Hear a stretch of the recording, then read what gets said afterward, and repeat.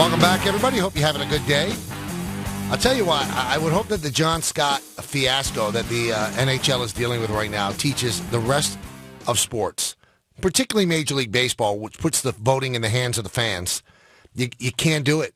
You can't do it. There's that element out there that's going to try to rig the vote, that's going to be able to rally people on the internet to vote as many times as possible. You can't have the fans any longer be the sole voting apparatus to get people in. The John Scott thing is making the NHL a laughing stock. You're going to have a guy who's not even in the conference for which he was voted be a captain, and he's not an all-star. I'm sorry. Well, I'm not a hockey expert. He's not an all-star. That more than anything else. You know, if it turned out, and I think somebody had tweeted me this, and I think it's true, that Bernie Nichols, who was an all-star, he was a great player, got traded, and had to play in a different conference. I mean, those things happen. The guy's played 11 games. He was waived twice. He's got 8 career goals, and now is playing for the Montreal Canadiens, who immediately sent him down once he was traded. And I don't buy this, but there is speculation. There's a conspiracy theory out there that Arizona included John Scott in the trade with Montreal so that they could get him out and that the league would replace, because you have to have everybody represented on your team, a more deserving Arizona Coyote. Is the league doing that? And no.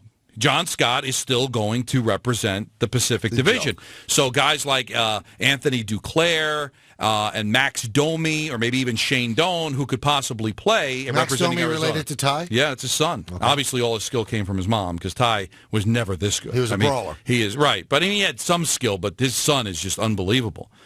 And if that conspiracy is true, those yo-yos that voted for John Scott got him to act out of the league because Montreal sent him down to St. John's. So it's stupid. I understand the tough spot the NHL is in, because if you're going to have the fans vote, then I guess you have to respect it, right?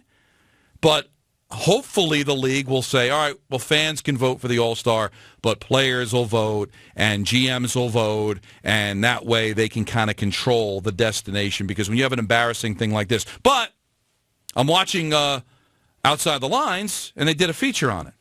I mean, how often does Outside the Lines on ESPN do a feature on hockey? So I'm sure the NHL's thinking, hey, we're getting a lot of play on this. It's getting talked about. Pardon the Interruption did a piece on it. So could it be that bad if it's drawing more eyeballs to a game that many people wouldn't even care about? But that's the wrong way. I agree. You know what?